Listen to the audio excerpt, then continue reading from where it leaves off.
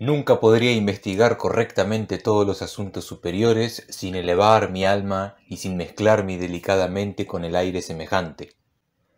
Las nubes es una comedia del año 423 a.C.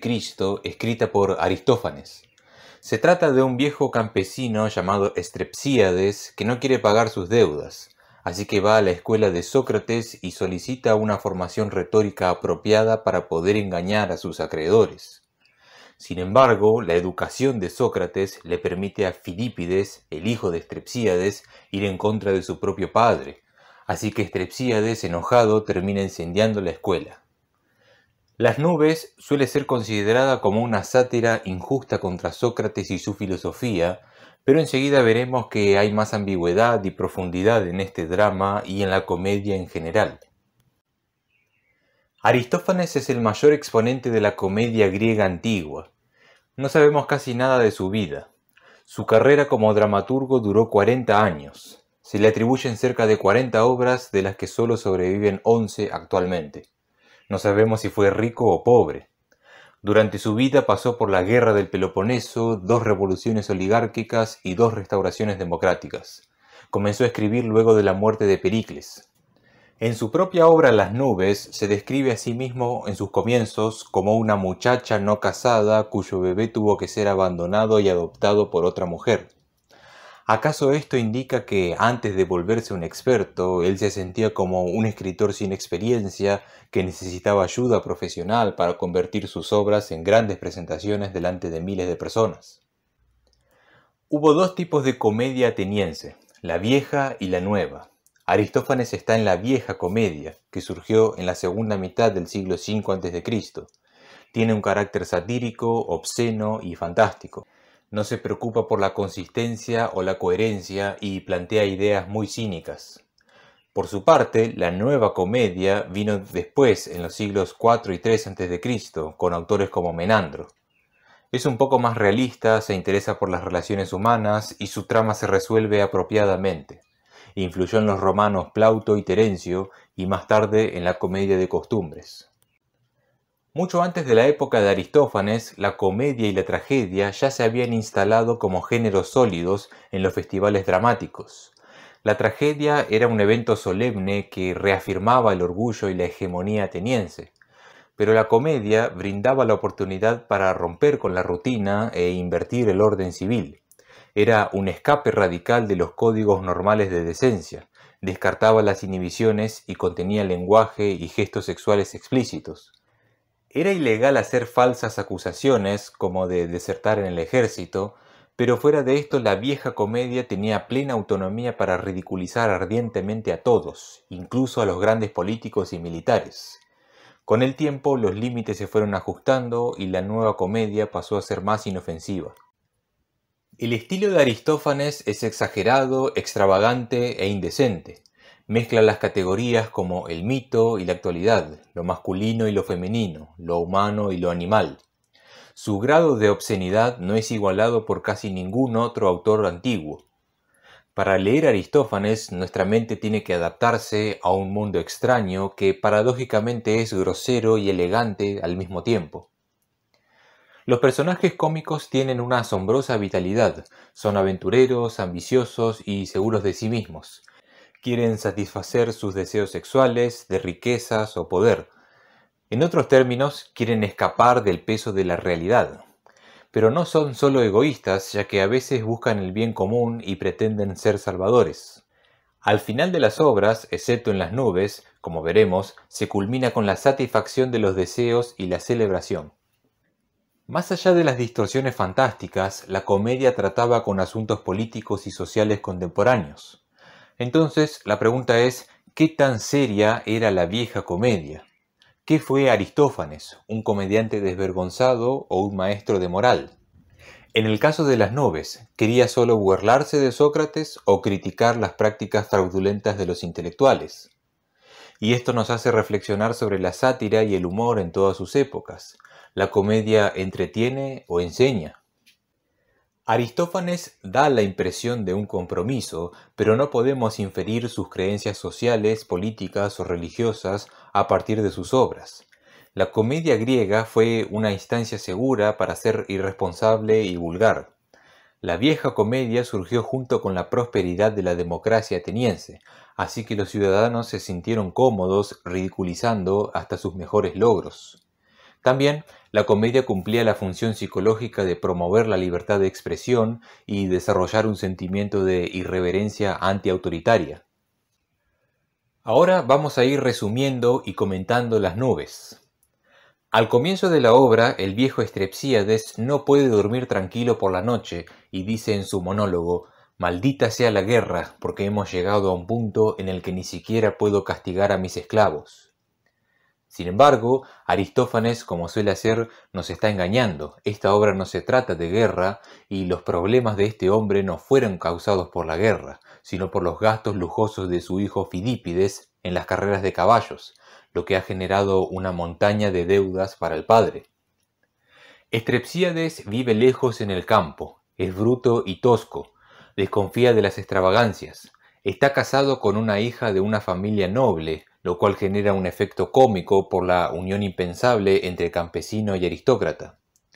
Strepsíades tiene gustos conservadores y Fidípides representa la modernización.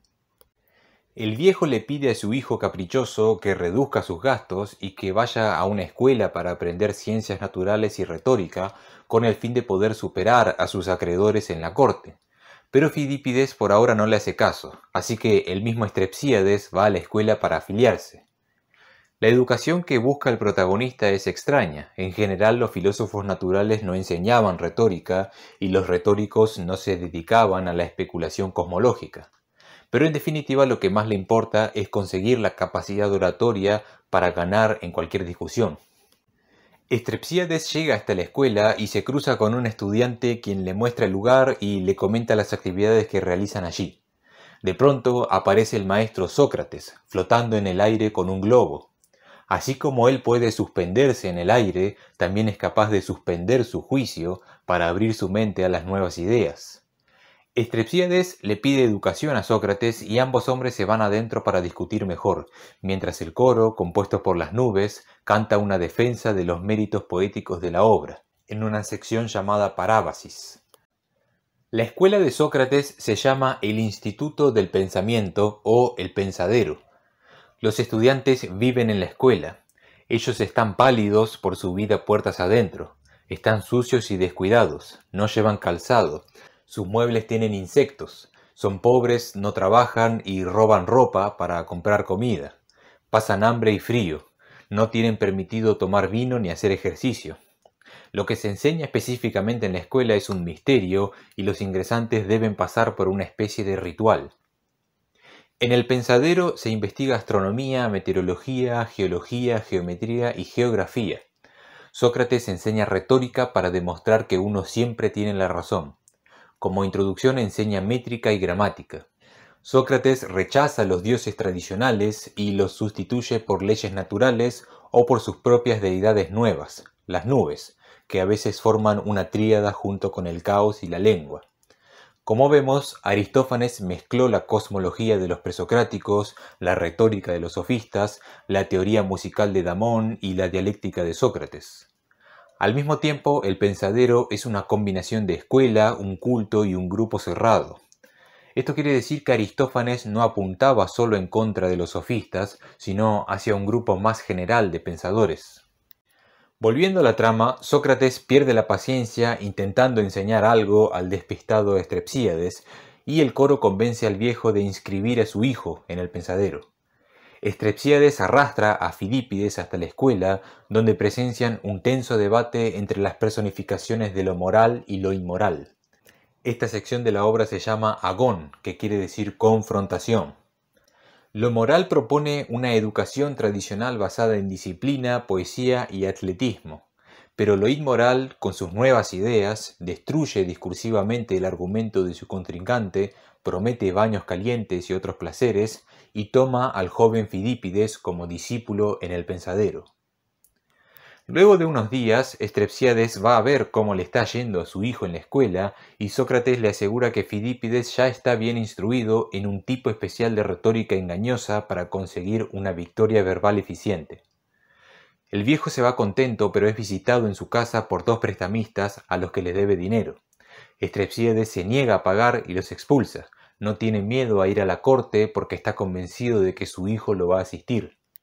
El coro le advierte que algo malo va a suceder y, dicho y hecho, el arrogante Fidípides ha aprendido que respetar a los padres es un valor anticuado, así que golpea a Estrepsíades y justifica su agresión con la retórica. Luego de pasar por la escuela de Sócrates, Fidípides está preparado para usar argumentos para hacer lo que quiera. Incluso está pensando en golpear a su madre. Pero no se vuelve tanto lo que nosotros llamamos un adolescente rebelde con sobrecarga de emociones, sino que desarrolla una destreza verbal y un entusiasmo intelectual. Estrepsíades se lamenta, pero el coro le dice que todo fue su culpa, por sus malas intenciones. El viejo lo admite y comprende que está mal evitar el pago de las deudas, pero aún así quiere vengarse de Sócrates. Le pide ayuda a su hijo, pero él le contesta: no estoy preparado para cometer una injusticia contra mis maestros, lo cual es gracioso porque él estuvo dispuesto a pegarle a su propio padre un rato antes. Entonces Estrepsíades le reza a una estatua de Hermes y pretende escuchar la sugerencia de quemar el pensadero. Esto también es ridículo, comúnmente los atenienses no creían que podían recibir órdenes divinas de estatuas. Así que Estrepsíades va y le prende fuego a la escuela con ayuda de sus esclavos.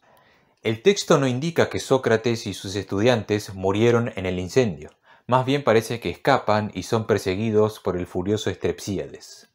El coro se retira y la obra termina. Las nubes es una de las comedias más extrañas de Aristófanes.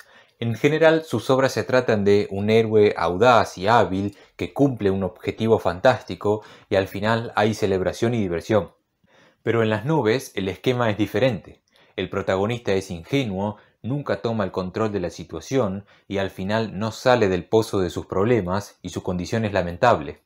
Pasó de tener dificultades financieras a ser humillado por los poderes intelectuales en los que tanto confiaba. Al final, los deseos del protagonista se ven completamente frustrados.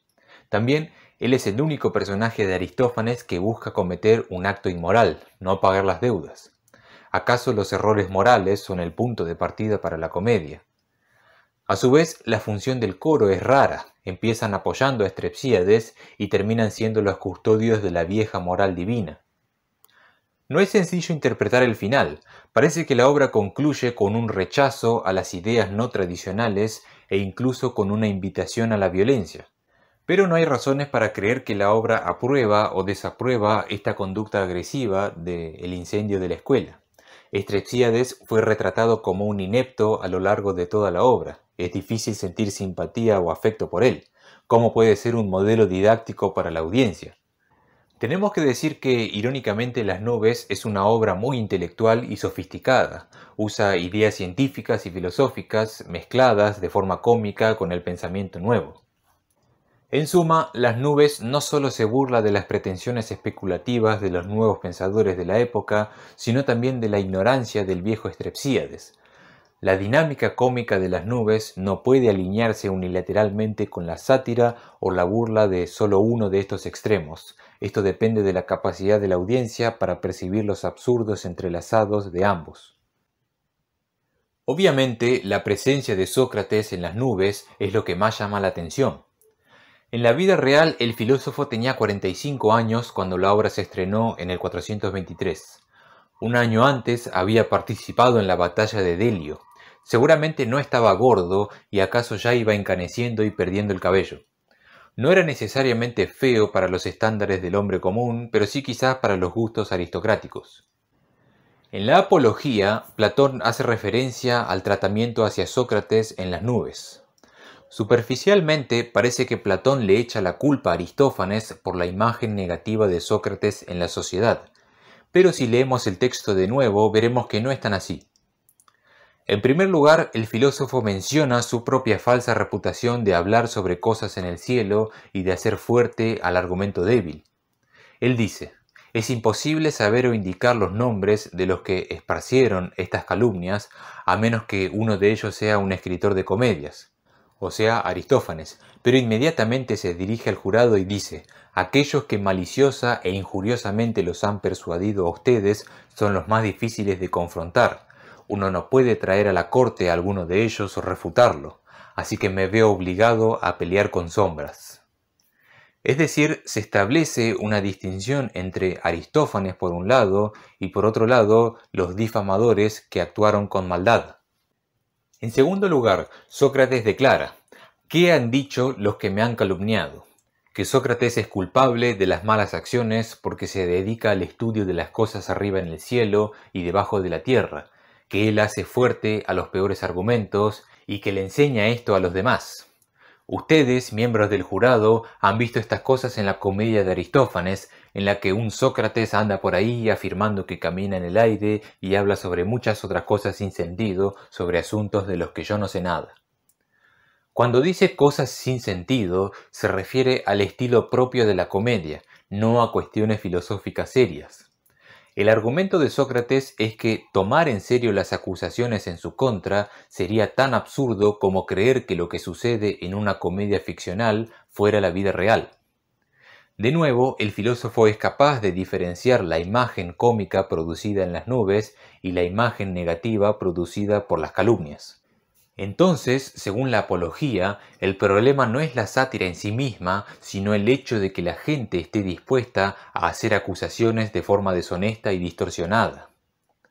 Además, en el diálogo El Simposio, Platón presenta una conversación entre Sócrates y Aristófanes en buenos términos. Recordemos que Las nubes fue estrenada 24 años antes del juicio de Sócrates y salió en tercer y último lugar en el festival. Así que es muy improbable que esta obra haya sido un factor decisivo para la condena del filósofo. Además, como ya dijimos, la burla no solo se enfoca en el carácter intelectual de Sócrates, sino también en la ignorancia de Strepsíades. Las nubes ridiculiza ambos extremos a la vez. Por mi parte, yo supongo que Aristófanes no actuó con maldad ni con ánimos de difamación y que Sócrates se tomó con buen humor esta sátira, porque él era un hombre maduro y seguro de su propio carácter.